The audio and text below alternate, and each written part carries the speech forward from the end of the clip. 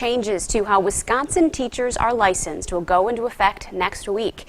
State education officials argue this will create flexibility for districts when hiring staff members. News 8's Mel Meyer is here to explain what some of the changes will mean for area schools.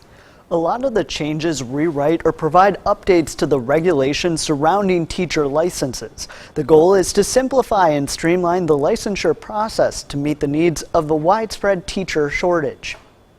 The school district of La Crosse is looking to fill about 10 to 15 openings. A few teaching positions left to fill for the school year, then a number of support staff. Under the PI 34 revisions, or the rules that govern how licenses are issued, the district says it may be easier for out-of-state teachers to become licensed in the state. They've loosened that up to basically say we'll take people from other states and then we'll work with them in their first year or two to take any additional coursework that they might need to take to be licensed in the state. Before, teachers might only be certified to teach a certain age range, but now they may be able to go slightly beyond that range if they show they can. I guess the change or the shift existed in that connection between middle grades and high school grades.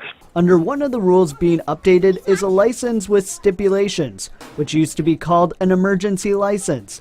It means some applicants wouldn't need their certification when they start, but there is a catch. There are stipulations put onto that license saying you need this particular thing to continue to advance.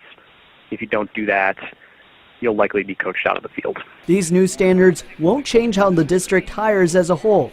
It will just expand their search a little further to find the most qualified candidates, including the teachers they already have. People with lots of skills that are maybe stuck in a certain grade level, if we can advance that a grade level or two to give them more flexibility to help the district out, we think that's a good thing. The district says there will be some broader categories that teachers can get their license, where a staff member maybe had to get a specific license for each kind of like individual class area. They could get something like, instead of like a history or political science, they could get a general, more like social studies. Okay, a little bit broader is what I'm hearing you say. Okay, now what areas might be the most impacted by these changes? So there's a high demand for specialized areas such as technology education or special education. So they're hoping some of these changes will help people get into these positions and then finish up some of the additional license that they may need. So they can fill the vacancy, but the people will still get the needed training. Absolutely. Okay, all right, thank you so much, Mel.